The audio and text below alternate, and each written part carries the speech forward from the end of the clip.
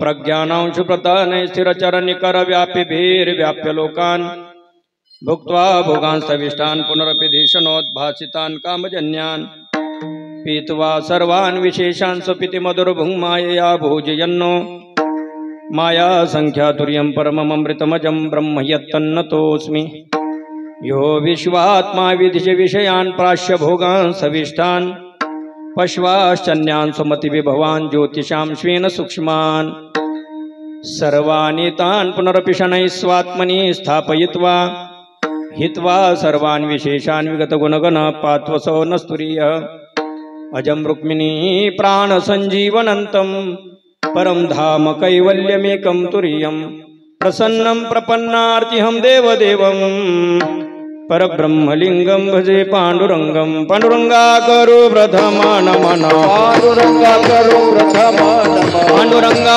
करो प्रथमा नमन दूसरे चरणा संताचिया दूसरे चरणा संताचिया दूसरे चरणा संताचिया चक्रपादाने नथेला वितान चक्रपादाने नथेला वितान चक्रपादाने नथेला वितान चक्रपादाने नथेला वितान बाबाजी सद्गुरुदास तुका बाबाजी सद्गुरुदास तुका ओम माता यस्य तपस्विनी च जनको वैराग्य रागान्वितः भ्राता गुरुणा निवृत्ति सहिता निवृत्तिका संस्थिताः इत्थं साधु कृपान्वितं स्वयमोह ज्ञानामृतेनावृतं वंदे तम करुणाकरं प्रभुरं श्री संत ज्ञानेश्वरं नमो ज्ञानेश्वरा नमो ज्ञानेश्वरा नमो ज्ञानेश्वरा नमो ज्ञानेश्वरा नमो ज्ञानेश्वरा नमो ज्ञानेश्वरा नमो ज्ञानेश्वरा नमो ज्ञानेश्वरा निवृत्ति उदारा सुपान निवृत्ति उदारा सुपान निवृत्ति उदारा सुपान मुक्ताबाई नमो त्रिभुवन पावन मुक्ताबाई नमो त्रिभुवन पावन मुक्ताबाई नमो त्रिभुवन पावन मुक्ताबाई नमो त्रिभुवन पावन जननी देवाची आद्य जननी देवाची आद्य जननी देवाची सबिंदु सिंधु सुस्खलत तरंग भंग रंजितम द्विषस्तु पाप जात जात कारी वारि संयुतम कृतांत दूत काल भूत भीति हारि वर्मदे त्वदीय पाद पंकजं नमामि देवी नर्मदे त्वदीय पाद पंकजं नमामि देवी नर्मदे त्वदंबुलीन दीनमीन दिव्य संप्रदायकं कलौमलोग भारहारि सर्वतीर्थनायक सुमच्छ कच्छ नक्र चक्र चक्रवाक शर्मदे त्वदीय पाद पंकजं नमामि देवी नर्मदे त्वदीय पाद पंकजं नमामि देवी नर्मदे नर्मदे हर नर्मदे हर नर्मदे हर बोलो नर्मदे हर बोला नर्मदे हर नर्मदे हर बोले नर्मदे हर नर्मदे हर नर्मदे हर बोलो नर्मदे हर टाळी वाजवा हात वरती घ्या नर्मदे हर नर्मदे हर एक टाळी वाजवा एक टाळी नर्मदे हर नर्मदे हर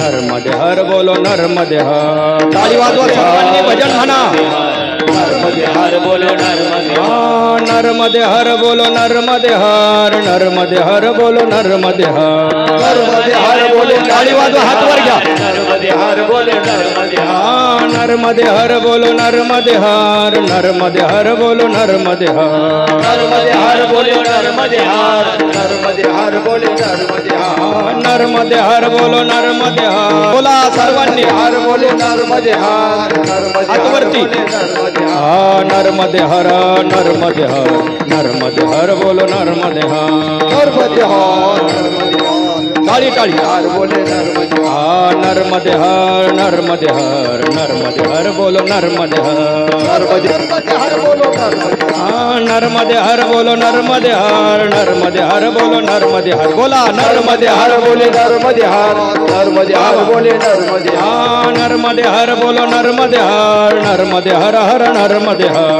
नर्मदे हर नर्मदे हर नर्मदे हर हर नर्मदे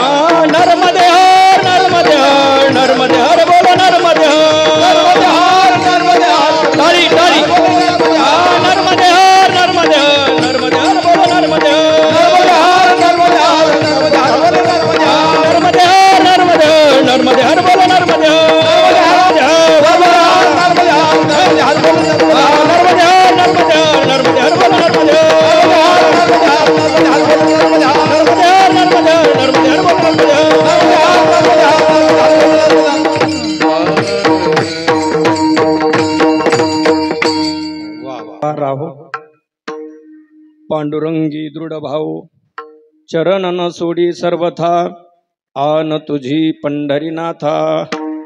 दिनेश भाऊ थोडासा इको ठेवायचा. माऊली महावैष्णव श्री संत ज्ञानराज माऊलींच्या परमकृपेने सर्व साधू संतांच्या परमकृपाशीर्वादाने आज विशिष्ट ठिकाणी विशिष्ट समय भगवत चिंतन सेवेकरता उपस्थित केला गेलेला अभंग सर्वांच्या पाठातील आहे. भक्तराज भक्त शिरोमणी भगवान पंढरीनाथाचे लढिवाळ भक्त श्री संत नामदेव महाराज यांचा चार चरणाचा भगवान पंढरीनाथाकडे मागणारा अभंग आहे. अभंग हा अत्यंत गोड आहे. नामदेव महाराज देवाच्या पांडुरंगाच्या समोर उभे आहेत आणि पांडुरंग परमात्म्याला आपल्या शरणागतीविषयीची जाणीव करून देत आहेत. देह जावो अथवा राहो, आम्हाला देवा तू दिलेला देह जावो अथवा राहो, तो गेला आणि राहिला या दोन्ही गोष्टीशी आम्हाला घेणं नाही. देह जावो अथवा राहो, पण तुझ्याविषयीचं प्रेम आमच्या अंतकरणात सतत राहो. पांडुरंगाविषयी दृढ भाव, कधीही न समाप्त होणारा असा भाव देवा तुमच्याविषयी आमच्या अंतकरणात राहावा. आम्ही आमचं कर्तव्य पार पाडू, चरण न सोडी सर्वथा. आणि देवा तुझी शपथ घेऊन सांगतो, आन तुझी पंढरीनाथा. देवा तुमची शपथ घेऊन सांगतो, आम्ही तुमचे चरण सोडणार नाही. प्रतिज्ञा. बर. आणि मुखामध्ये वदनी तुझे मंगळ नाम, मुखामध्ये देवा तुझं सतत नामस्मरण ठेवू आणि हृदयामध्ये ध्यान ठेवू. अखंडित हृदयी अखंडित प्रेम, अखंडित प्रेम तुझ्याविषयी हृदयामध्ये ठेवू आणि मुखाने वदनाने तुझं नामचिंतन सतत करत राहू. आणि हा जो आमचा नेम आहे देवा, तुझ्या चरणाची सेवा, तुझ्यावरती प्रेम ठेवण्याचा भाव, तुझ्याबद्दलचं नामस्मरणाचा नित्यनेम, हा कुठलाही नेम देवा आमचा तू खंडित पडू देऊ नको. नामा म्हणे केशी राजा, केशी दैत्याचा वध करणारा म्हणून केशी राजा. केशी दैत्याचा वध देवाने केला म्हणून केशीराज तो आहे. हे केशीराजा भगवान पंढरीनाथा विठ्ठला पांडुरंगा, माझी विनंती अशी आहे की तुमच्याविषयीचा भावांतकरणात जो आहे तो नष्ट होऊ देऊ नका. नामा म्हणे केशीराजा. आणि आमचा जो चालत असलेला हा भक्तीचा नियम आहे, नित्य नियम आहे, तो कुठलाही नियम खंडित होऊ देऊ नका. अशी भगवान पंढरीनाथाकडे नामदेव महाराजांनी केलेली प्रार्थना. आणि तीच प्रार्थना आज आपण नर्मदा मैयाकडे करू. विठला विठला विठला विठला विठला विठला विठला विठला विठला. अभंगातील सरळ भाव आपणा समोर ठेवलेला आहे. अनेकांच्या मागे घाई आहे. यद्यपि कार्यक्रम उशिरा जरी सुरू झालेला असला, पण नर्मदा मैयेचा कार्यक्रम ठरून करता येत नाही, तो करून ठरवावा लागतो. म्हणजे समजलं का? हां, ते आपल्या मनावर नसतं. इतक्याच वाजता चालू होईल असं जरी पत्रिकेत असलं तरी तो मैया ठरवते तेव्हाच होतो. आणि तोपर्यंतच चालतो जोपर्यंत मैया ठरवेल. असं आहे. आपण ठरवून तो संपत नाही, आपण ठरवून तो सुरू होत नाही. विठला विठला विठला हो. भारत भूमीमध्ये अनेक तीर्थ आहेत. अनेक तीर्थापैकी तीर्थराज मा नर्मदा मैयेचे एक वेगळं साम्राज्य आहे. मा नर्मदा मैयेची परिक्रमा केली जाते. नर्मदा मैयेच्या विषयी पुराण देखील आहे. इतर नदीच्या विषयी पुराण कधी उपस्थित नाही, पण नर्मदा मैयेचं मात्र उपपुराण एक उपस्थित आहे. त्याला नर्मदा पुराण म्हणतात. त्यामध्ये नर्मदा मैयेची उत्पत्ती, असणारा प्रवास, त्याच्या पाठीमागच्या सर्व आख्यायिका, त्या सर्व वर्णन केलेल्या आहेत. नर्मदा मैया ही नदी नसून ती साक्षात देवी रूपा कशी आहे, आणि नुसती देवी नसून कन्या रूपा देवी कशी आहे. आणि त्यासाठीच तर आपल्या गावातील परिक्रमावासी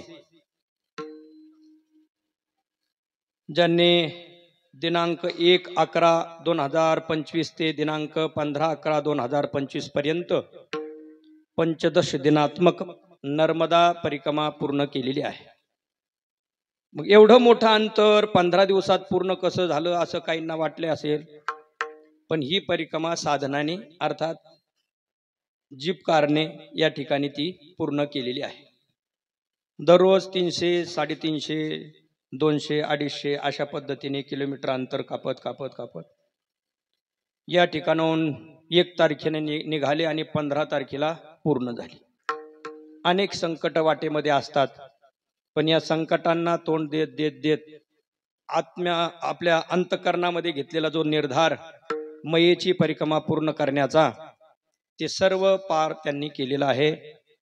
असे नर्मदा परिक्रमावासी आपल्या गावातील परमार्थ प्रेमी श्री पाराजी दगडू पाटील शिंदे माजी चेअरमन यांची परिक्रमा गाडीने पूर्ण झाली। त्यांनी हे संपूर्ण आयोजन केलेलं आहे।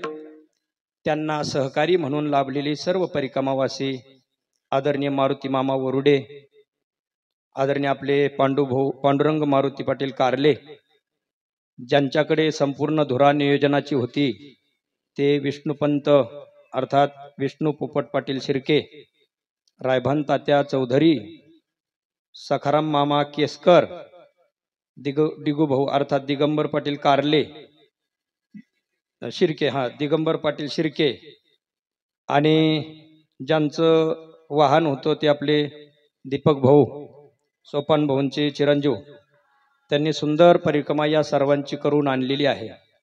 थोडाफार वेळ जरी लागला स्नानाला याला त्याला सर्व काही ॲडजस्ट करून सर्वांची मनं एकत्रित ठेवून व्यवस्थित ही परिक्रमा पार पाडलेली आहे।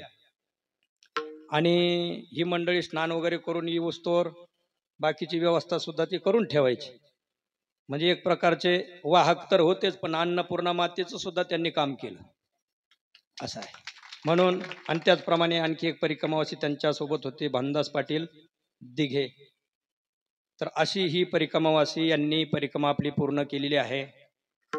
परिक्रमेचा संकल्प करत असताना 2 विकल्प असतात, पदभ्याम उत वाहनेन यानेन, म्हणजे पायाने म्हणजे पायी किंवा यानेन म्हणजे वाहनाने, असे 2 प्रकारचे विकल्प असतात। ज्यांना पायी शक्य आहे ते पायी करतात, ज्यांना वाहनाने शक्य आहे ते वाहनाने करतात, आणि ज्यांना शक्यच नाही ते जागेहून सुद्धा मानसिक परिक्रमा करू शकतात। म्हणजे वाहनाने सुद्धा शक्य नसेल तर मनातल्या मनात नर्मदा मैयेचं पात्र आठवावं, उगमापासून तो संगमापर्यंतचं संपूर्ण पात्र आठवायचं आणि नदीच्या बरोबर डाव्या बाजूला आपण चालत राहायचं। म्हणजे नदी आपल्या उजव्या बाजूला ठेवायची, आपण नदीच्या डाव्या बाजूला चालायचं। यालाच परिक्रमा प्रदक्षिणा असं म्हणतो आपण।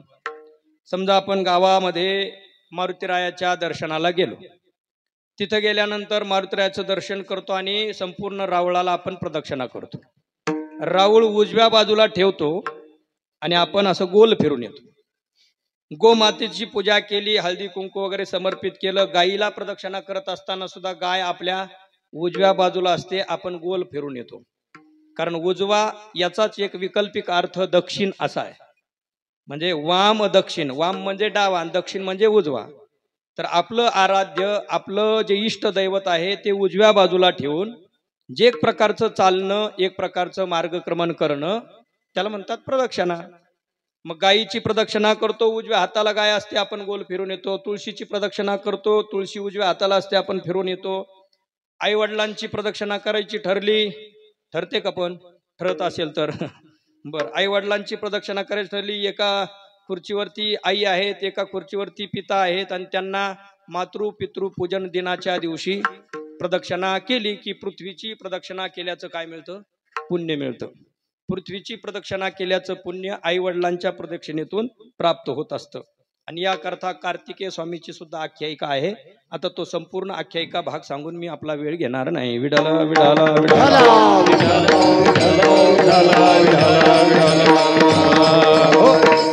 तर तात्पर्याचा भाग काय आहे? या सर्व परिक्रमावासियांनी आपली आराध्य देवता नर्मदा मैया उजव्या हाताला ठेवून संपूर्ण मार्गक्रमण गाडीने करून आलेले आहेत. काही प्रवास होडीने असतो, म्हणजे ज्या ठिकाणी मैया समुद्राला मिळाली तिथून जवळजवळ 45 ते 50 किलोमीटरचा प्रवास हा संपूर्ण कशात असतो? नावेतून असतो. कारण ताशी आता ज्या नावा आहेत ताशी 25 किलोमीटर चालतात आणि 2 ते 2.25 तासामध्ये पलीकडे घेऊन जातात. म्हणून तर हा म्हणजे 50-55 किलोमीटरच्या आतमध्ये हे संपूर्ण अंतर बसतं. जिथं मैया समुद्राला मिळाली, आम्ही ज्या ज्या वेळेस मैया म्हणू त्या त्या वेळेस तुम्ही समजून घ्यायचं नर्मदा मैया. तर ही मैयेची असणारी ही परिक्रमा, तेवढा प्रवास त्यांनी समुद्रातून करायचा. मग म्हटले गाडी कशी काय पलीकडे येणार? गाडी पाठीमागून पुलावरून पुन्हा भरूच मार्गे मिठी तलाईपर्यंत येऊन उभी केली जाते. परिक्रमावासी नावेतून पलीकडे होऊन त्या गाडीत पुन्हा प्रवास करून पुढचा प्रवास करतात. संपूर्ण उत्तर तट पूर्ण होतो, म्हणजे पलीकडचा तट पूर्ण होतो. जिथे उगम आहे त्या उगम स्थानाला नाव आहे अमरकंटक. अमरकंटक या ठिकाणी माईकी बगिया म्हणून ठिकाण आहे. तिथं थोडासा असा चौकोन केलेला आहे, त्यामधून नर्मदा मैयेचा उद्गम झालेला आहे. आपल्या बाटलीतलं पाणी तिथं अर्ध व्हायचं, तिथलं पूर्ण भरून घ्यायचं आणि पुन्हा मार्गक्रमण करत करत करत दक्षिण तट राहिलेला ओंकारेश्वर पर्यंतचा प्रवास पूर्ण करायचा. ओंकारेश्वरवरून निघालो, समुद्राला गेलो, उत्तर तट पूर्ण करत उगमाला गेलो, उगमावरून पुन्हा असणाऱ्या ओंकारेश्वर पर्वतापर्यंत येऊन थांबलो की ती नर्मदा मैयेची एक परिक्रमा काय झाली? पूर्ण झाली.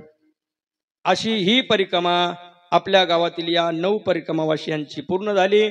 आणि म्हणून समस्त गावकरी ग्रामस्थ खुपटीकर मंडळींना खूप आनंद वाटला, खूप स्वाभिमान वाटला आणि त्या माध्यमातून सर्वांनी त्यांची अगदी जय्यत मिरवणूक आदी करून सत्कार आणि आनंदोत्सव संपन्न केला. नवे नवे ते परिक्रमा करत असताना त्यांना अनेकविध प्रकाराने त्यांनी काय केली? मदत देखील केलेली आहे. इथं काही नावं आलेली आहेत, काही गुप्त नावं आहेत. या पद्धतीने श्री किशोर भाऊ कुरे सरपंच यांनी भोजन पंगत दिली. दत्तात्रय पाटील कारले प्रगतशील शेतकरी यांनी भोजन पंगत दिली. प्रकाशदादा कारले चेअरमन सोसायटी त्यांनी भोजन पंगत दिली. गोरक्षनाथ पाटील तनपुरे माजी सरपंच त्यांनी देखील भोजन दिलं. रामनाथ पाटील शिंदे यांनी सुद्धा भोजन दिलं. नाश्ता देणारे भाविक आहेत योगेश भाऊ कारले, कैलास भाऊ गव्हाणे, विठ्ठल भाऊ लवांडे कारेगावकर, मारुती पाटील वरुडे व्हाईस चेअरमन, त्याचप्रमाणे सोमनाथ पाटील शिंदे, तसेच अमित लाला पठाण यांनी देखील सेवा नाश्त्याची दिलेली आहे. त्याचप्रमाणे परिक्रमावासियांकरता चहाची सुद्धा व्यवस्था केलेली आहे. जे चहा घेतात त्यांच्यासाठी चहा होता, जे दूध घेतात त्यांच्यासाठी दूध देखील होतं. बरं, मला वाटतं सर्व चहा पिणारेच होते. समानशीलेषु व्यसनेषु सख्यम, म्हणजे चहा पिणारे होते, म्हणजे चहा पिणारे होते बरं का फक्त. या पद्धतीने नामदेव पाटील ससे, सचिन पाटील शिंदे, संभाजी पाटील गव्हाणे, नवनाथ पाटील दिघे, विलास भाऊ बैरट, बाबासाहेब भाऊ चौधरी, भानाभाऊ पाटील चौधरी, स्वपनराव पाटील शिंदे, नामदेव पाटील कारले, चांगदेव पाटील झाडे, तुकाराम पाटील जंगले, रामभाऊ पाटील पवार सर, भानदास पाटील दिघे जोरवे, त्याचप्रमाणे चांगदेव महाराज वरुडे आणि हरिभक्तीपान रोडे महाराज फलाहार या सर्व मंडळींनी या परिक्रमावासियांची सेवा केली. त्या माध्यमातून त्यांनी परिक्रमावासियांची नाही तर साक्षात नर्मदा मैयेचीच केलेली ही सेवा. विठाला विठाला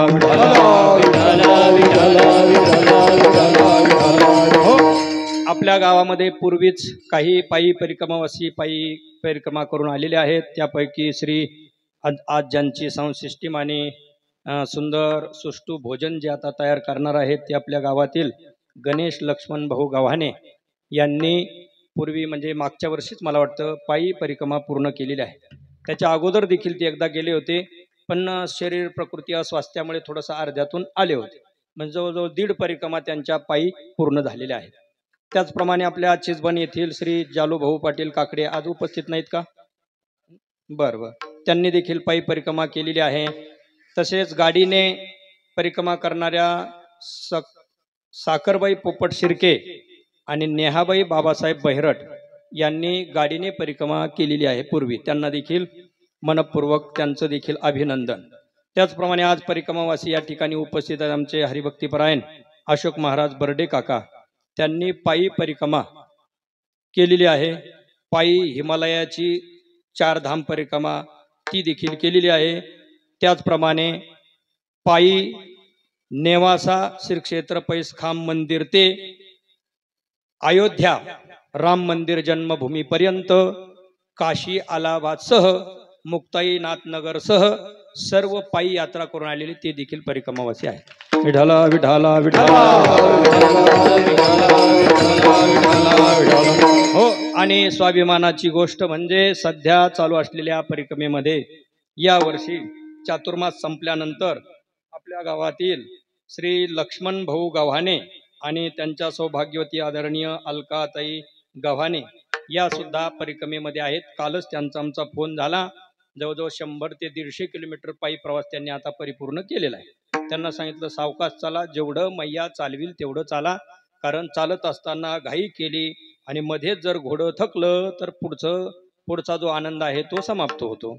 जसं रेस वगैरे शिकवत असताना शिक्षक लोक शिकवतात, म्हणजे सुरुवातीला धावपट्टूने खूप जोरात पळायचं नसतं, शरीराला सवय लागेपर्यंत थोडं हळूहळू पळायचं। बाकीचे धावपट्टू पुढे गेली याची काळजी घ्यायची नाही, फक्त पळत राहायचं, स्टँडिंग देत राहायचं, हळूहळू पळत राहायचं। हळूहळू शरीराची प्रतिकार शक्ती वाढत चालते आणि दम मोठा होतो आणि तोच पहिला येतो जो आरंभी पाठीमागे राहतो। विठाला विठाला विठाला विठाला विठाला विठाला विठाला विठाला विठाला विठाला विठाला विठाला। रात्र झाली, थोडी सोंग झाली फार, असं जरी असलं आता शिर्के भाऊंना जावं लागतंय। ते एक परिक्रमावासी आहेत, त्यांनी अगोदरच परवानगी घेतलेली आहे। त्याचप्रमाणे पंचगंगा सीडचे मालक बाळासाहेब भाऊ त्यांना देखील जावं लागलेलं आहे। ज्यांना ज्यांना जेव्हा जेव्हा जायला मिळेल म्हणजे जावं वाटेल तेव्हा तेव्हा त्यांनी गेलं तरी हरकत नाही, कारण आजचा हा कार्यक्रम नैमित्तिक आहे। पण थोडंसं जर ॲडजस्ट होत असेल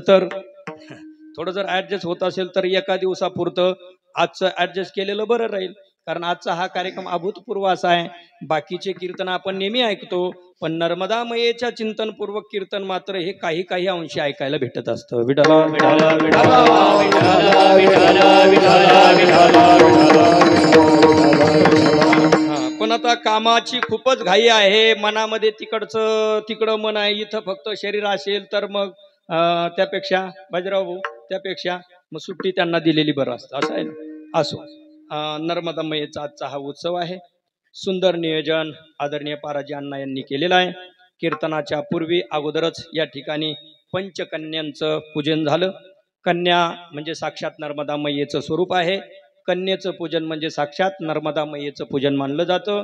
त्यांना खुर्चीवरती आदरपूर्वक बसवून त्यांचे पाय व्यवस्थित धुवून त्यावरती स्वास्तिक वगैरे काढून पुष्प गंध वगैरे त्यांना अर्पण करून काही असलेलं वाण आणि दक्षिणा त्यांना देऊन संतुष्ट केलेलं आहे। त्या माध्यमातून नंतर त्यांचा प्रसाद तयार होता, त्यांना भोजन वगैरे तिकडं चालू आहे। कारण छोट्या छोट्या मुली असतात, कार्यक्रम झाल्यानंतर त्यांना उशीर होऊ नये त्यासाठी भूक आवरत नसते लहान बाळांना, त्यासाठी त्यांना अगोदर भोजन तिकडं करवलेलं आहे। आता राहिला आपला विषय, आपल्याला कीर्तन झाल्याशिवाय सुट्टी नाही। कीर्तन झाल्यानंतर सर्वांना मैयेचा प्रसाद मिळणार आहे। सुंदर प्रसादाचं आयोजन देखील पाराजी अण्णांनी केलेलं आहे आणि त्यांच्याविषयी इतकं प्रेम सर्वांचं, सर्व मंडळी अगदी वेळेत उपस्थित आहेत बरं का।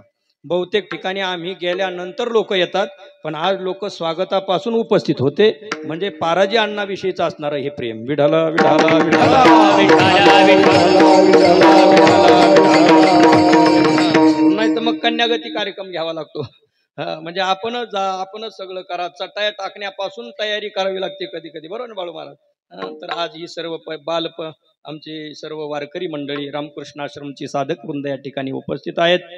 बबन भाऊ वगैरे सर्व टाळकरी मंडळी आहेत, आमचे विनेकरी बाबा आहेत, टाळकरी बाबा आहेत, नामू तात्या आहेत, आपले शेषराव तात्या आहेत, गावातील सर्व भजनी मंडळ आहे, चोपदार आहे, गायक वादक वृंद सर्व आहे, श्रोतृवर्ग आहे, माता भगिनी आहे, पाठीमागे वाट्यावर बसलेले सुद्धा काही भाविक आहे। फक्त मांडी घालून बसा, पाय खाली लोंबकळून बसू नका। विठाला विठाला विठाला विठाला विठाला। नर्मदा मैया म्हणजे ही नदी नसून मी बोलून गेलो ती साक्षात कोण आहे, देवी आहे। हे पहा, इतर नद्यांची परिक्रमा आता अलीकडे इंद्रायणी मातेची परिक्रमा कोणी करतं, कोणी गोदावरीची करतं, पण सर्वात जास्त महत्व परिक्रमेचं जर असेल तर ते कोणत्या, नर्मदा मैयेच्या नदीची परिक्रमा करण्याचं आहे. असं आहे. उत्तर तट आणि दक्षिण तट असे दोन भाग मैयेचे आहेत. भारताला जो आपण उत्तर खंड आणि दक्षिण खंडामध्ये विभागलेलं म्हणतो, तर ती मुख्य विभागणी करणारी जर नदी असेल तर ती कोणती आहे? नर्मदा मैया आहे. नर्मदा मैयेचा उत्तर तट म्हणजे उत्तर भारत आहे आणि नर्मदा मैयेचा दक्षिण तट म्हणजे दक्षिण भारत आहे. पहा, एवढं विशेषता आहे. आणखी काय विशेषता आहे? नर्मदा मैया एकमेव नदी अशी आहे जी पूर्वेकडून उद्गम पावते आणि पश्चिमेकडे वाहत वाहत जाऊन पश्चिम समुद्राला जाऊन मिळते. पश्चिम समुद्राला जाऊन मिळणारी एकमेव नदी जर कोणती असेल तर ती कोण आहे? नर्मदा मैया आहे. बाकीच्या नद्या सर्व पश्चिमेकडून पूर्वेकडे वाहतात, पण एकमेव नदी नर्मदा मैया अशी आहे जी पूर्वेला उद्गम पावली. मेकल सुता जिला म्हणतात, मेकल पर्वतातून उद्गम पावते. हळूहळू प्रवास करत करत 4 राज्य ओलांडून, पहिलं राज्य छत्तीसगड, दुसरं राज्य महाराष्ट्र, तिसरं राज्य मध्य प्रदेश आणि शेवटी गुजरातमध्ये जाऊन ती असणाऱ्या समुद्रामध्ये रत्नासागरला जाऊन त्या ठिकाणी मिळते. असा तिचा असणारा संपूर्ण प्रवास आहे. तिचं उद्गमापासून तो शेवटापर्यंतचं जवळजवळ 1600 ते 1700 किलोमीटरचं अंतर आहे. पण दोन्ही तट जर धरले तर 3200 ते 3400 किलोमीटर दोन्ही तटाचं अंतर भरतं. आणखीही त्यामध्ये पुनासा डॅम, बर्गी डॅम, सरदार सरोवर वगैरे वगैरे असे मोठे मोठे मोठे मोठे काय झालेले आहेत? धरणं झाले आणि त्यामुळे मैयेचा विस्तीर्ण झाला, व्यापक स्वरूप झालं. म्हणून 100 200 किलोमीटर कधी कधी काय करतो, असा लांबून वळसा पडतो. मग ते अंतर असं वाढल्या जातं आणि याद्वारा परिक्रमेमध्ये जवळजवळ 3600 ते 3700 किलोमीटरचं संपूर्ण काय बसतं? अंतर बसतं. आता एवढा संपूर्ण हा प्रवास जी मंडळी आपल्यावरती असीम कृपा मैयेची आहे ती मंडळी काय करतात? पायी पूर्ण करतात. असीम कृपा ज्यांची आहे ती गाडीने पूर्ण करतात. होईल त्या श्रद्धेने, घडेल त्या भक्तीने, यथाशक्ती यथामती यथा अवकाश या पद्धतीने नर्मदा मैयेची परिक्रमा करून येतात. जे परिक्रमा करून येतात त्यांच्यावरती नर्मदा मैयेची असीम कृपा आहे, समजून घ्यायचं. विठ्ठल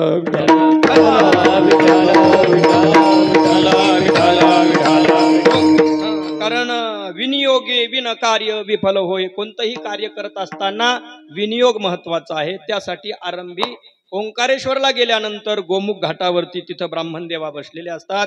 त्यांच्याकडे जायचं, आपलं क्षौर कर्मादी करायचं, मुंडन करायचं. ज्यांचे माता पिता गेलेले आहेत त्यांनी मिशा वगैरे सर्व काढून त्या ठिकाणी विधी करायचा आणि ज्यांचे माता पिता आहेत त्यांनी मिशा शिल्लक ठेवून बाकी क्षौर कर्म करून तो विधी आरंभ केला जातो, संकल्प केला जातो. याने न उत पदभ्याम, पायी किंवा यानाने अशा प्रकारचा संकल्प दिला जातो. जर आपल्याला पायी चालायचं असेल तर पायी संकल्प करायचा आणि जर आपल्याला यानाने साधनाने करायचं असेल तर साधनाचा संकल्प केला जातो.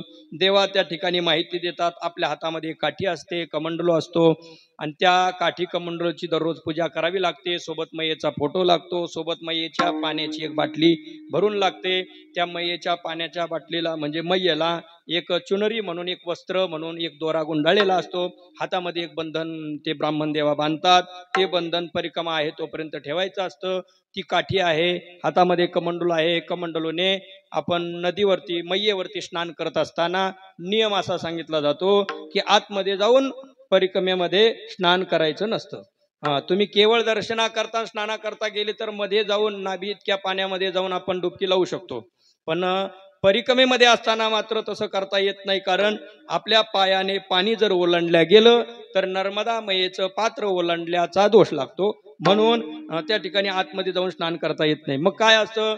कडेला बसून आपल्या हातातलं जे कमंडलू आहे ते भरून घ्यायचं, अंगावरती घ्यायचं. गंगेचे यमुनेचे गोदावरी सरस्वती नर्मदा सिंधू कावेरी जलेस्मिन सन्निधम कुरु अपवित्र पवित्र वा सर्वावस्थाम गतोपय स्मरेत पंढरीकाक्षम सवाय आभ्यंतर शुची. अशा पद्धतीने किंवा नर्मदे हर नर्मदे हर नर्मदे हर नर्मदे हर रामकृष्ण हरी श्रीकृष्ण जय कृष्ण विठ्ठल विठ्ठल विठ्ठल विठ्ठल जो मंत्र येत असेल तो मंत्र म्हणत स्नान करावं. त्या स्नानाने शुचिरभूत होऊन नंतर आपले जे ओले कपडे आहेत ते मैयेमध्ये पुन्हा जाऊन पिळायचे नसतात. मग जिकडे पुन्हा नळ वगैरे आपल्याला भेटेल तिथं जाऊन काय करायचे? ते ओली वस्त्र धुवायचे असतात. हा नियम परिक्रमावासीने अवश्य पाळला पाहिजे. कारण मैया ही नदी नसून ती साक्षात कोण आहे? देवी आहे. तिच्यामध्ये स्नान करण्याचा आपल्याला अधिकार आहे, पण आपले वस्त्र धुण्याचा अधिकार आपल्याला नाही. विठ्ठल विठ्ठल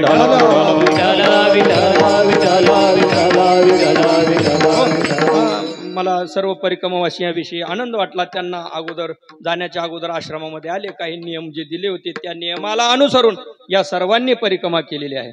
महाराज यांना म्हणले महाराज तुम्ही जे सांगितलं होतं ते आम्ही अगदी तंतोतंत होईल तेवढं, शक्य होईल तेवढं संपूर्ण पालन करण्याचा काय केलेला आहे, प्रयत्न केलेला आहे. आणि त्या माध्यमातून आमच्या जीवनामध्ये इतका आनंद आला, तो आनंद गगनात मावत नाही असा आहे. आम्हाला तो सांगता येणार नाही, कारण प्रेम नाही सांगता बोलता दाविता. प्रेम दाखवल्याने कळत नाही. मैयेच्या विषयी निर्माण झालेला अंतःकरणातील जो श्रद्धा भाव भक्तिभाव आहे तो सांगितल्याने सांगता येत नाही, दाखवल्याने प्रगट करता येत नाही. असा अदृश्य स्वरूपाचा जो आनंद तो आमच्या अंतःकरणात आम्ही साठवलेला आहे. आणि त्याच आनंदाची उद्भूती म्हणून अशा प्रकारचा विशाल कार्यक्रम आज या ठिकाणी संपन्न होतोय. विठाला विठाला विठाला विठाला विठाला विठाला विठाला विठाला विठाला विठाला विठाला. तर सांगण्याचं तात्पर्य असं आहे की नर्मदा मैयेच्या परिक्रमेमध्ये असताना अशा नियमावलीने आपण चालावं. अनेक ठिकाणी मैया काय करत असते, आपली व्यवस्था करत असते. आता पायी परिक्रमा करत असताना काही वेगवेगळे अनुभव येतात. गाडीने जरी आपण परिक्रमा केली तरी सुद्धा वेगवेगळे अनुभव येतात. बर, काही ठिकाणी आपल्याला भूक लागलेली असते, एखादं दुकान म्हणून आपण जातो, तिथं गेल्यानंतर भूक लागलेली असते, भुकेच्या आवेशामध्ये खाऊन घेतो, पण बिल द्यायला गेलं की तोपर्यंत कोणीतरी एखादा आलेला असतो आणि बिल देऊन गेलेला असतो. असतो की नाही, कोणीतरी आलेला असतो आणि बिल देऊन गेलेला असतो. किंवा तो हॉटेलचा मालकच कधी कधी म्हणतो असतो तुम्ही परिक्रमावासी आहात ना, तुमचं बिल आम्हाला नको. कारण 2020 साली ज्यावेळेस पायी परिक्रमेला गेलो, माझ्यासोबत पांडुरंग पाटील पवार खिरडीचे आपले दिंडीमध्ये सेवक असतात पहा, ते आमच्या सोबत होते. तर नरसिंगपूर म्हणून गाव लागतं. नरसिंगपूर गावामध्ये पहाटच्या वेळेस आम्ही जात असताना 5:30च्या दरम्यान एक हॉटेलमध्ये ती व्यक्ती होती झोपलेली, पण त्यांनी आमच्या परिक्रमावासियांचा आवाज ऐकला आणि ते उठल्यानंतर नर्मदे हर बाबाजी, आम्ही त्यांना नर्मदे हर केलं. कारण तिथला नियम आहे काय, जो कोणी भेटेल, स्त्री पुरुष छोटा मोठा जो भेटेल त्याने एकमेकाला काय म्हणायचं, नर्मदे हर म्हणायचं. जसं पूर्वी आपल्याकडे राम राम असं म्हणण्याची पद्धत होती, अलीकडे हॅलो हॅलो म्हणण्याची पद्धत चालू झालेली आहे. ती आपण कालबाह्य केली पाहिजे. आणि जी कालबाह्य झाली तिला पुन्हा उद्भूत केलं पाहिजे. राम राम म्हटल्याने काय होतं माहिती का, आपल्या अंतःकरणातील राम आणि समोरचा जो भेटलेला आहे त्याच्या अंतःकरणातील राम, तो कोणत्याही जाती पंथातील असला तरी तो जीव आहे, त्याच्या अंतःकरणातील आत्मा राम राम आहे. माझा अंतःकरणातील राम आणि त्याच्या अंतःकरणातील राम दोन्ही काय आहेत, एक आहेत. हे सांगण्याचं द्योतक म्हणजे ते राम राम आहे.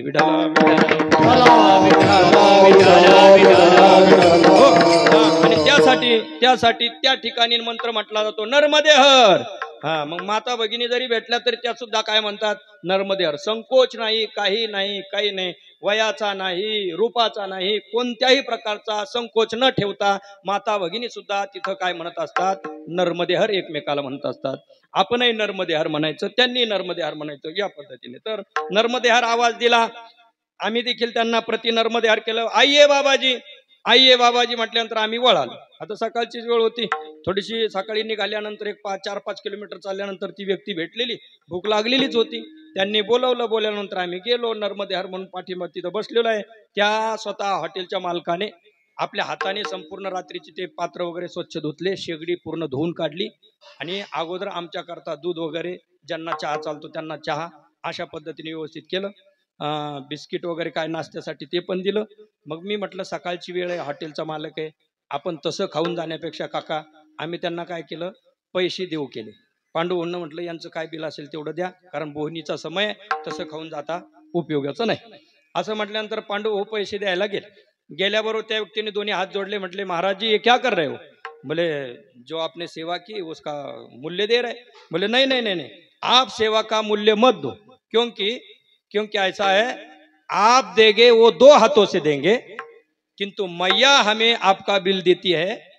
आप जैसे परिक्रमावासियों की हम सेवा करते हैं, तब आपका बिल मैया देती है. जब मैया देती है वो दोनों हाथों से नहीं, हमें सहस्र हाथों से देती है. विठाला विठाला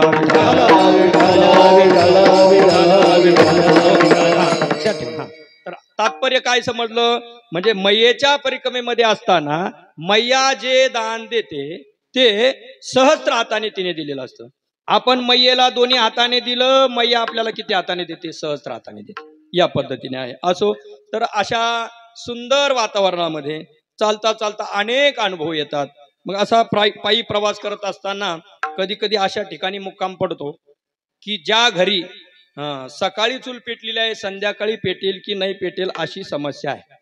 अशा घरी सुद्धा मुक्कामाला गेल्यानंतर आपली ते माणसं काय करतात? व्यवस्था करतात. आपल्या घरातील पाल्यांना, छोट्या छोट्या मुलांना जेवायचं मागं ठेवतात, पण अगोदर आपली सेवा ते करतात. पहा, ज्याच्याकडे सामर्थ्य आहे तो सेवा करतो, यात नवल नाही.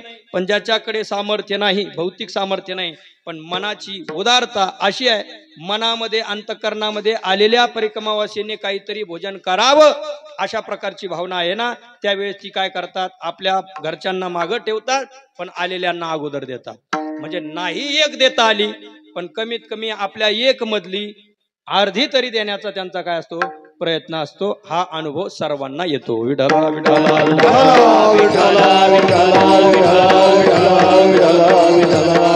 भुक्ती मुक्ती फुकाच साठी भुक्ती जे पाहिजे, जे जया पाहिजे ते आहे, अशा पद्धतीने ते सर्व आहे. आणि म्हणून नर्मदा मैयेची परिक्रमा ज्यांनी केली ते परम भाग्यवान आहेत.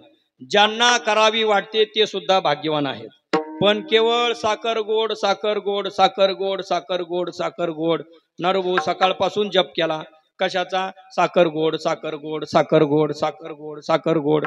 तर साखर गोड गोड गोड म्हटल्याने तोंड गोड होईल का? केवळ म्हटल्याने तोंड गोड होणार नाही. मग त्याकरता काय करावं लागेल भाऊ? चिमूटभर साखर हातावर घ्या, तोंडात टाका, तोंड गोड झाल्याशिवाय राहणार नाही. मग मला काय सांगायचं? तुम्हाला समजलं ना? इतकं अवघड कीर्तन नाहीये समजायला. काय इतकं अवघड नाहीये. काय साखर गोड म्हणून जसं गोड तोंड होत नाही, तसं नर्मदा मैयेच्या परिक्रमेचा आनंद खूप छान, आनंद खूप छान असं म्हणून म्हणून तो आनंद मिळणार का? नाही. त्याकरता स्वतः निघावं लागेल. झडझडो निवहिला निघ, ये भक्तीचे वाटे लाग, जेने पावसी अव्यंग निज धाम माझे. विठ्ठल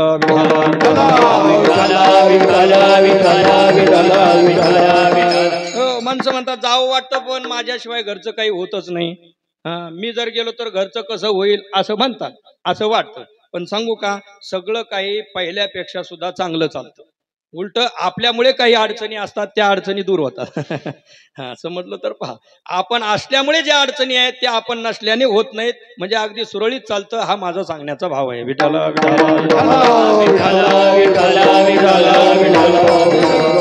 वृक्षाचेही पान हाले ज्याची सत्ता, वृक्षाचेही पान हाले ज्याची सत्ता, वृक्षाचेही पान हाले ज्याची सत्ता, वृक्षाचेही पान हाले ज्याची सत्ता, राहिल्या हंता मग कोठे, राहिल्या हंता मग कोठे, राहिल्या हंता मग कोठे. वृक्षाचं पान हलवण्याचं सामर्थ्य कुणाचं आहे?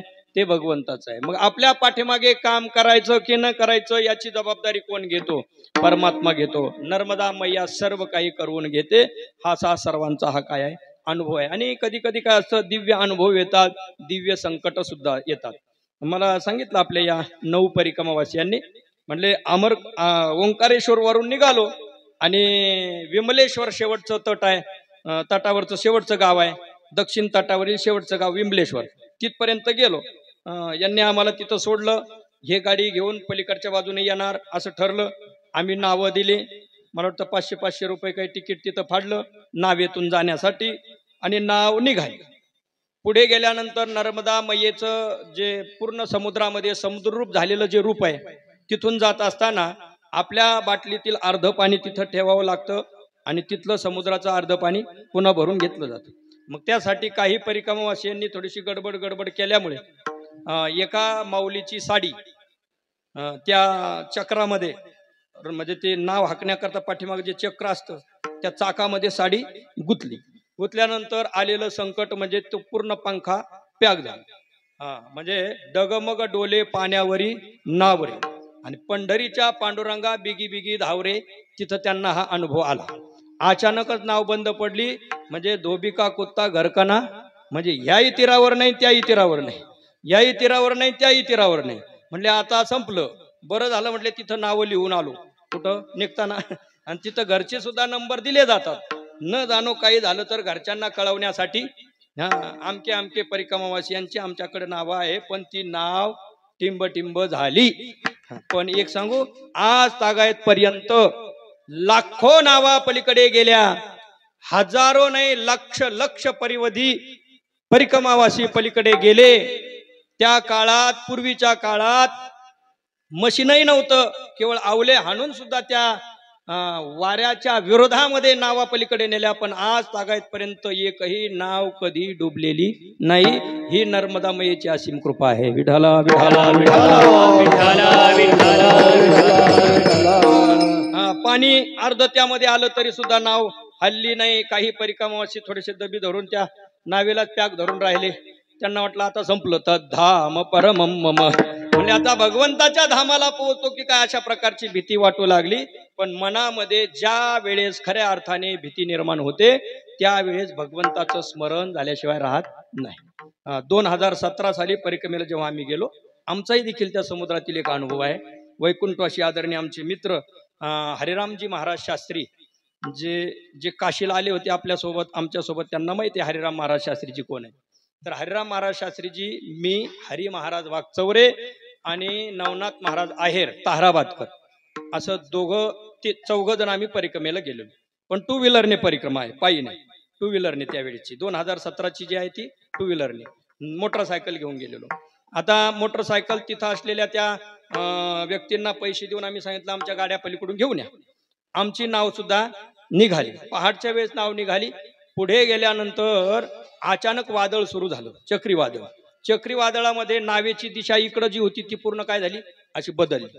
आता चालवणारा जो नावाडी, अगदी असा सामान्य, काही तब्येत नाही काही नाही, आपल्या यांच्यासारखाच असा साधारण बाळू महाराजासारखी अशी व्यक्ती, उचापुरा एक छोटासा मुलगा. त्यांनी सांगितलं कोई डरेगा नाही, सब नर्मदे हर बोलो. असं झाल्यानंतर आणि ज्या वेळेस त्याने ती दिशा बदलवली, वाऱ्याच्या विरोधामध्ये ते वारं कापण्यासाठी त्या बाजूला त्याने असं ते मशीन बरोबर फिरवलं, तर इतकी उंच लाट येत होती. आता हा मंडप जसा आहे ना, इतक्या उंचीची लाट पडून आल्यानंतर नावेचं पुढचं टोक तितक्या वर जायचं, तोपर्यंत मागचं टोक तितक्या खाली जायचं, आणि लाट निघून गेली की पुढचं टोक तितकं खाली जायचं आणि वरचं. आणि मग तिथं ते गाणं पुन्हा आठवलं, कोणतं, डगमग डोले पाण्यावरी नाव रे, पंढरीच्या पांडुरंगा बिगी बिगी धाव रे. तिथल्या त्या घटनेच्या अगोदर सर्व अगदी मोठ्या मोठ्याने भजन म्हणत होते, मोठ्या मोठ्याने भजन अगोदर बर का. कोणी तालात म्हणायचं, कोणी स्वरात म्हणायचं, कारण तालाकडे स्वराकडे लक्ष लावून ते भजन चालू अगोदरच. पण नंतर जेव्हा पाण्यावर नाव डगमगायला लागली, हे मोठ्याने तालात आणि स्वरात चाललेलं भजन केव्हा बंद पडलं कळलंच नाही. बर, मग सर्वांनी जिथं बसलेले तिथं नावेला घट्ट पकडलं. इतकं घट्ट पकडलं की जिथं धरलं तिथं अगदी अशा हाताला असे कोरी पडल्या, हाताला अशा कोरी पडल्या. कोणीच हालं ना, कोणीच बोला ना, म्हणजे खऱ्या अर्थाने भजन चालू झालं. कोणतं, ज्ञानदेवा मौन जपमाळ अंतरी धरोनी श्रीहरी जपे सदा. खरं संकट आल्यानंतर अंतकरणातून जे भजन होतं त्याचं नाव खरं भजन बरं का. वरून वरून लोकांना रंजवण्याकरता, माझा आवाज कसा येतोय दाखवण्याकरता, मी कसं म्हणतो हे दाखवण्याकरता जे भजन असतं ते भजन नाही. पण भगवत प्राप्ती करता मरणांत समयी शेवटच्या टोकाला आता प्राण निघून जाणार आहे असं वाटल्यानंतरचं जे भजन असतं ते भजन खरं प्राणप्रिय भजन आहे. विठाला विठाला विठाला विठाला विठाला विठाला. एक 15-20 मिनिटं तिथं असा एक समाधीचाच अनुभव आला. सर्वांचे डोळे बंद आहेत, सर्वजण भजन करणं मोठ्याने म्हणणं बंद झालेले आहेत, आणि सर्वांनी असं घट्ट पकडून नावेला, फक्त कोणी नर्मदे हरमानातल्या मनात म्हणतंय, कोणी रामकृष्ण हरी म्हणतंय, कोणी माऊली म्हणतंय. ज्यांची जी इष्ट देवता आहे त्या इष्ट देवतेचं नामस्मरण चालू आहे. 20-25 मिनिटं ती अवस्था राहिली. हळूहळू हळूहळू नाव स्थिरावली आणि पुन्हा बडबड चालू झाली. म्हणजे समजलं तुम्हाला, संकट समयी भगवंताचं भजन, आणि संकट संपलं की पुन्हा निकल हो गया बेमान. विठाला विठाला विठाला विठाला विठाला विठाला विठाला विठाला. असं आहे पहा, दुःखामध्ये सर्व स्मरण करतात बर का, पण सुखामध्ये भगवंताची आठवण आपण ठेवत नाही. असं आहे. दुःखामध्ये स्मरण करतायत तसं सतत जर सुखामध्ये सुद्धा आपण स्मरण केलं तर दुःख कशासाठी होईल. हा, दुःख में सब सुमरण करे. दुख में सब सुमरण करे, सुख में करे ना कोय. यदि सुख में सुमरण करे तो दुःख काहे को होय. विठाला विठाला विठाला. आणि अशा प्रसंगी मग मात्र आठवतं. काय आठवतं. देवा आता या संकट प्रसंगामध्ये आमचा देह गेला काय आणि राहिला काय, पण तुझ्या विषयीची भावना सतत राहावी देवा. मला मागच्या कोणाची आठवण न येता तुझीच आठवण राहावी. तेच नामदेव महाराज अभंगाच्या पहिल्या चरणात. देह जावा तवारा, देह जावा तवारा, देह जावो अथवारा हो, देह जावो अथवारा हो. पांडुरंगे दृढ भाव, पांडुरंगे दृढ भाव. चरणा सोडी सर्वदा, चरणा सोडी सर्वदा. पांडुरंगी दृढ भाव, पांडुरंगी दृढ भाव. चरणा सोडी सर्वदा, चरणा सोडी सर्वदा. देह जावो अथवा राहो, पांडुरंगी दृढ भाव.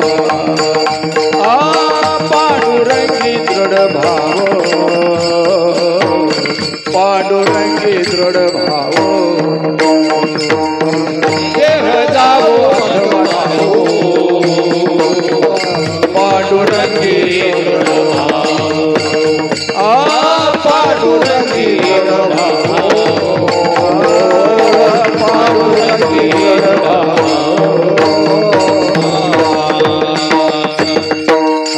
देह जाओ अथवा राहो, पांडुरंगी दृढ भाव. त्या संकट प्रसंगी भगवंता आमचा देह राहिला गेला याच्याविषयी आता तू बघ.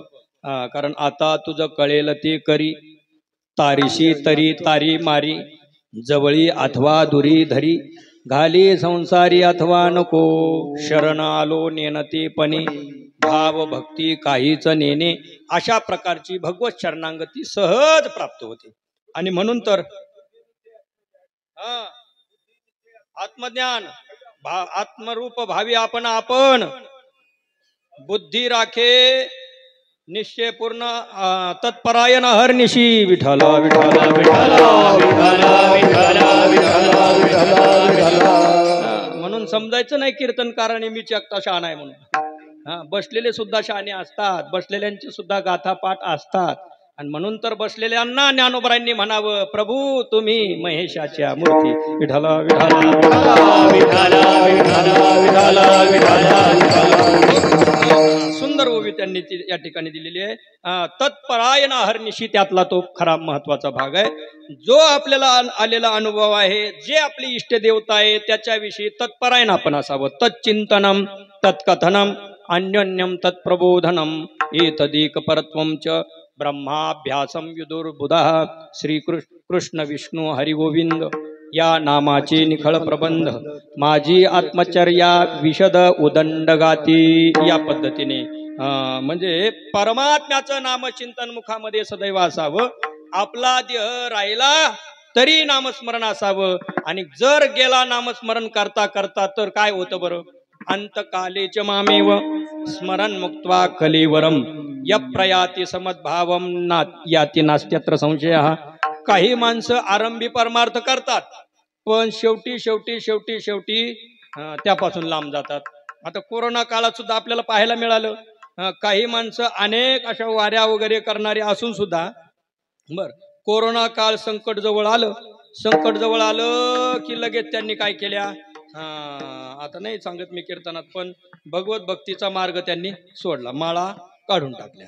म्हणजे जोपर्यंत सगळं अनुकूल होतं तोपर्यंत भगवंताचं भजन केलं, पण शेवटच्या क्षणाला माळा काढून टाकल्या. पण माळा काढून टाकल्या मग ते जगले का?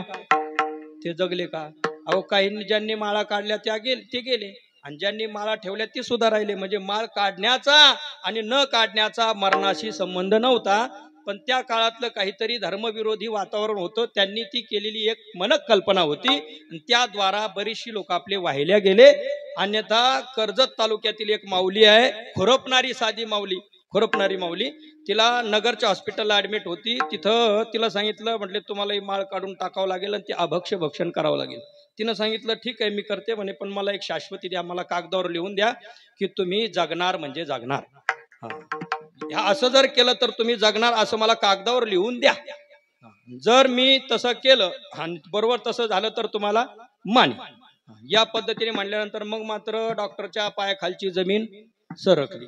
त्यांना माहिती होतं, म्हटली हे असं काही नाही बरं का, इतकं सूत्र परफेक्ट नाही की काढली तरच जगणार, इतकं काही सूत्र परफेक्ट नाही. त्यांच्या पायाखालची वाळूच घसरली. त्यांनी त्या माऊलीला नमस्कार केला, म्हणे तुला जसं करायचं तसं कर. ती अखंड रामकृष्ण हरी म्हणत राहिली. 27 ते 28 स्कोरच्या पुढे तिचा स्कोर होता.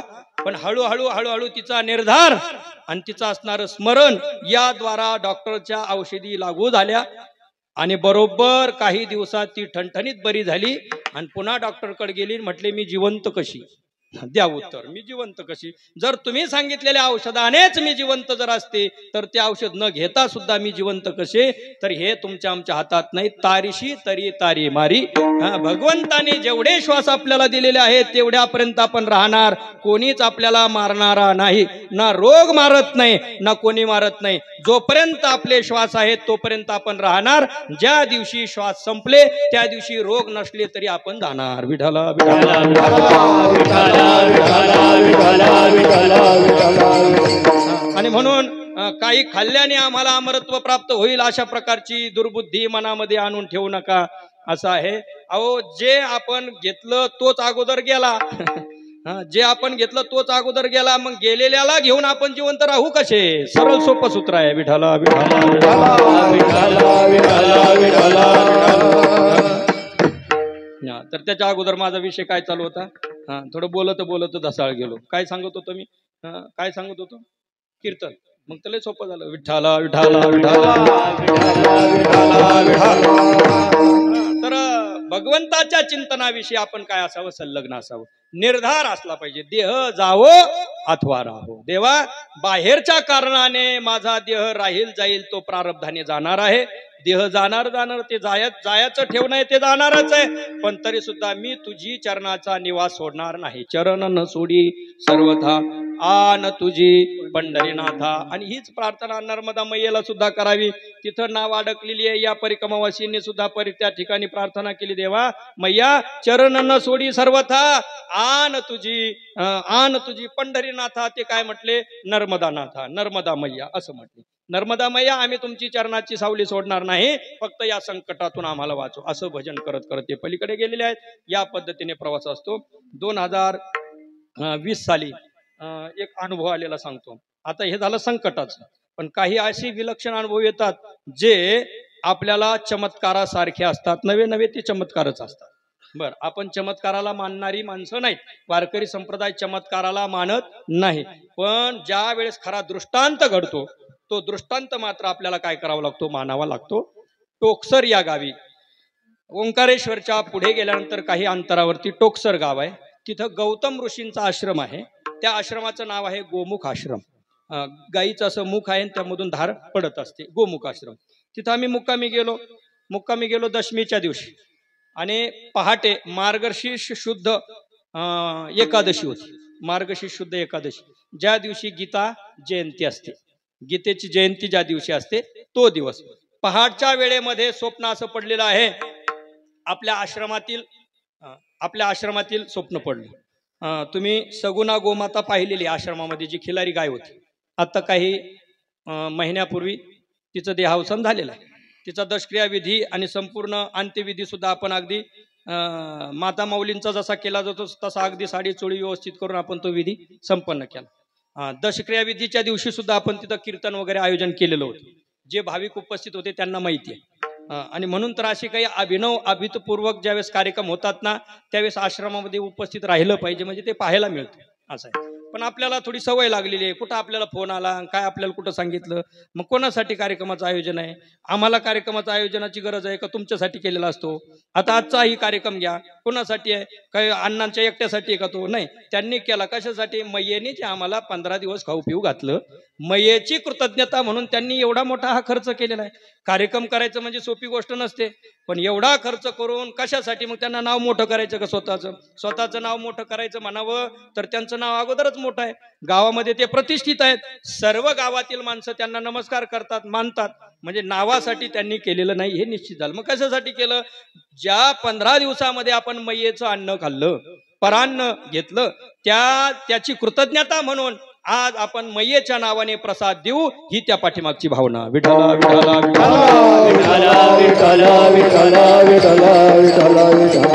असो. तर आश्रमामध्ये तो कार्यक्रम त्या ठिकाणी झाला. मला सांगायचं काय, त्या गोमातेचं स्वप्न तिथं पडलेलं आहे. बरोबर एकादशीचा दिवस आहे, पहाटची वेळ आहे. गायीने स्वप्नामध्ये येऊन असं दाखवलं, म्हणजे तुम्ही इकडे आले परिक्रमेला. साक्षात बोलली, गोमाता बोलली, स्वप्नात बोललेलं मी सांगतो. मग तुम्हाला खरं मानायचं तुम्ही खरं माना, खोटं मानायचं खोटं माना, पण ऐकल्यानंतर तुम्ही सुद्धा खरं मानणार, म्हणून त्यासाठी ऐका तुम्ही. बर, काय झालं? गोमातेने आवाज दिला म्हटले तुम्ही इकडे आले, माझ्याकडे कोणाचं लक्ष नाही. आणि ज्यावेळेस मी उठल्यानंतर दोन्ही डोळ्याला धारा लागलेल्या बरं का स्वप्नातल्या. उठल्यानंतर मी असं कधी होत नाही, गोमातेचं स्वप्न कसं काय पडलंय, नेमकं काय ही भानगडे. तसं बरं का, आपल्याला आलेली प्रचिती आपण दुसऱ्याला सांगितल्यानंतर काय होत असतं, धर्मक्षरती कीर्तनात बरं का. पण काही गोष्टी अशा असतात आपला परमार्थ दृढ होण्यासाठी, म्हणून त्याची आठवण राहावी म्हणून मी सांगतो. मला याच्यातून आपला मोठेपणा सांगायचा नाही, मैयेची थोरवी यातून मला सांगायचे. आपण शून्य आहेत, आपण काहीच नाही, आपण शून्य आहेत, आपला विषय नाही. पण तिथं मैयेने कशा प्रकारचा दृष्टांत दिला तो ऐका. गोमाता सांगते तुम्ही इकडे आले, माझ्याकडे कोणाचं लक्ष नाही. मी तटकन उठलो तर डोळ्यामध्ये असे आसू आलेले. पांडू शेजारी लिखाण करत होते 5 वाजता पहाटे उठून. पांडू म्हणले काय झालं महाराज? म्हणलं काय नाही, थोडं पाणी द्यावर. पाणी घेतलं, मग त्यांनी ते रुमालाने डोळे वगैरे पुसले. त्यांनी सांगितलं काय झालं? म्हणजे थोडासा दृष्टांत असा घडला. सगुणा गोमाता, तिचं नाव मी सगुणा ठेवलेलं, ती स्वप्नामध्ये आली आणि तिने सांगितलंय की तुम्ही इकडे आले माझ्याकडे कुणाचं लक्ष नाही. म्हटलं बरं, आता एक काम करा, म्हटलं श्रीहरी महाराज तिथं ज्ञानेश्वरी शिकवण्याकरता सध्या ठेवलेले आहेत, त्यांना फोन करा. त्यांना फोन केला, त्यांनी माझ्याकडे दिला. म्हटलं रामकृष्ण हरी. ते म्हणले रामकृष्ण हरी नर्मदे. का हो एवढ्या पहाटे फोन? म्हटलं कुणीच उठलेलं नाही आज आश्रमात, कुणीच उठलं नाही. ते म्हणे नाही उठून दिलेत. म्हटलं नाही उठलेले नाहीत. आणि गायीची तब्येत कशी काय? कारण एक 8-9 महिने गाभण होती. म्हटलं गायीची तब्येत कशी काय? त्यांनी सांगितलं कालच डॉक्टर येऊन गेले, काळे डॉक्टर तुमच्या गावचे, पुणत गावचे काळे डॉक्टर येऊन गेले. त्यांनी पाहिले, त्यांनी सांगितलं अजून 15-20 दिवस लागणार आहे. मी म्हटलं तसं नाही, पण मला स्वप्नामध्ये गोमातेने जागं केलं आणि सांगितलं तुम्ही तिकडे गेले, माझ्याकडे लक्ष नाही. आणि पुढचा प्रकार असा झालेला आहे, म्हटलं ऐकून घ्या. काय?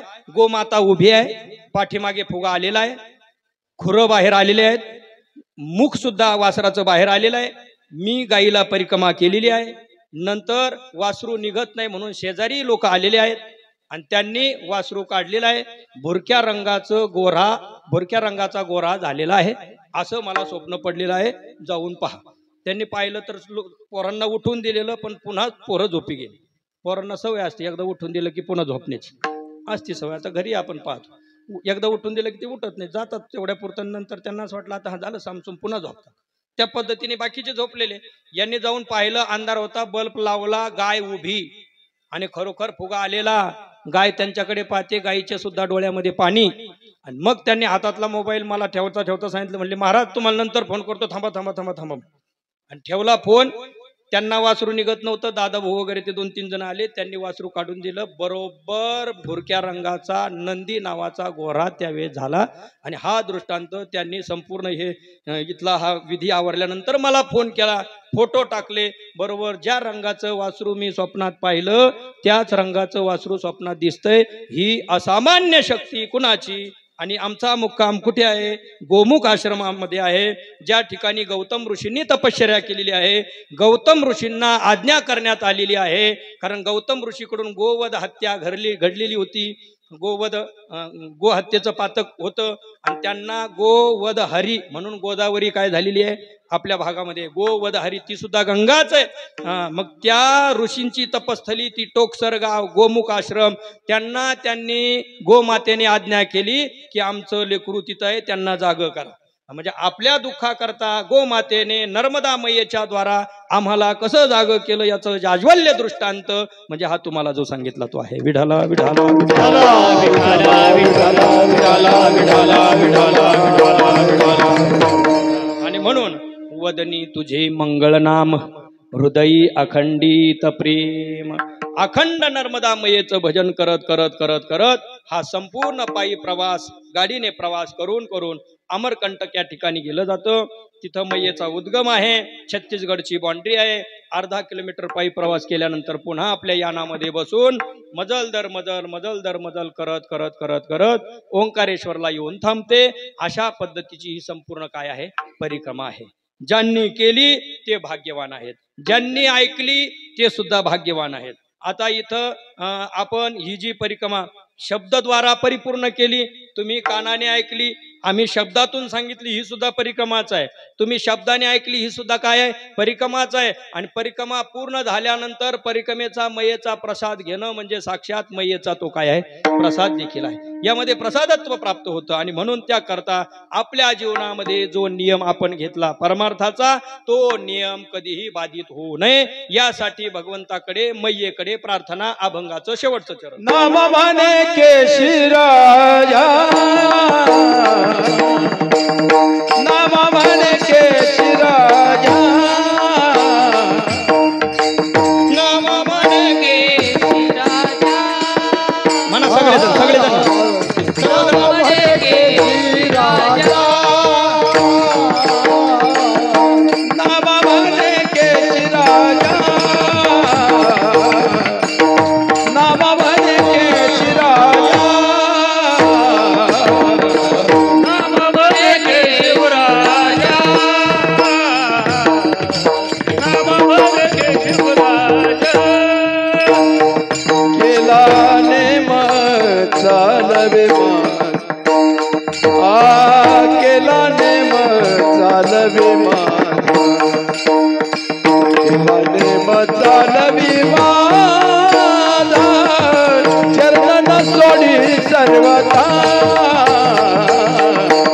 चरण सोडी सर्वता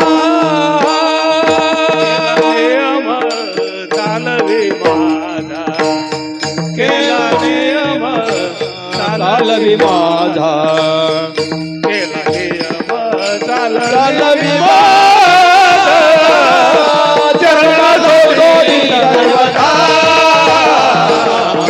चरण श्री पंढरीनाथा.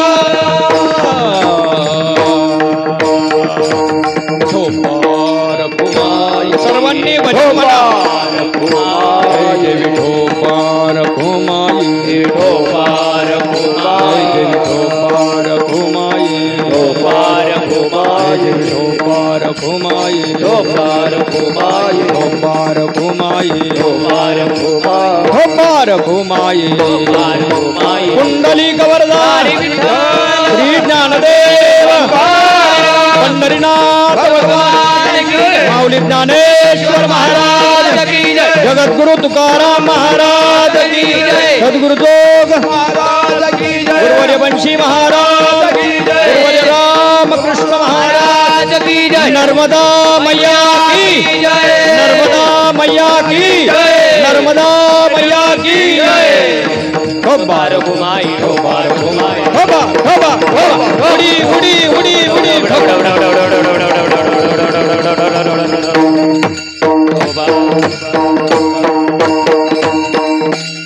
देह जाऊ अथवा राहो पांडुरंगी दृढ भाव, चरण न सोडी सर्वथा आन तुझी पंढरीनाथा. वदनी तुझे मंगळ नाम, हृदय अखंडित प्रेम. नामा म्हणे केशी राजा, केला नेम चालवी माझा. माझा हा परिक्रमेचा नियम जो आम्ही केला तो तुम्ही आमचा चालवा. देवा तुम्ही चालवा. तुमच्या कृपेने तो पूर्ण झाला. उपजला भाऊ तुमच्या कृपे सिद्धी जावो. मैयेच्या विषयी निर्माण झालेला हा भाव सतत आपल्या आठवणीमध्ये आता या परिक्रमावासियांना इथून माग अनेक त्यांनी काही केले असतील म्हणजे कार्यक्रम वगैरे, त्यांचा अनुभव आणि या नर्मदा मैयेच्या परिक्रमेचा अनुभव यामध्ये काय आहे? वेगळीकता आहे. आतापर्यंत त्यांनी मिळवलेला जीवनातील आनंद आणि या 15 दिवसामध्ये मिळवलेला आनंद यामध्ये जमीन आसमानचा फरक असणार आहे. आतापर्यंत जीवनात मिळालेला आनंद तो वेगळा, पण या 15 दिवसामध्ये मैयेच्या सहवासात मिळालेला आनंद वेगळा. निश्चितच जर तराजू मध्ये जर मोजमाप करण्याचं ठरलं तर या 15 दिवसातून बाकीचे दिवस काय होतात? वजा होतात. आणि शिल्लक जे दिवस राहतात ते कोणते आहेत? या 15 दिवसाचे आहेत. आणि म्हणून येथ एकच लीला तरले, जे सर्व भावे मज भजले, तया ऐलीच थडिये सरले मायाजळ.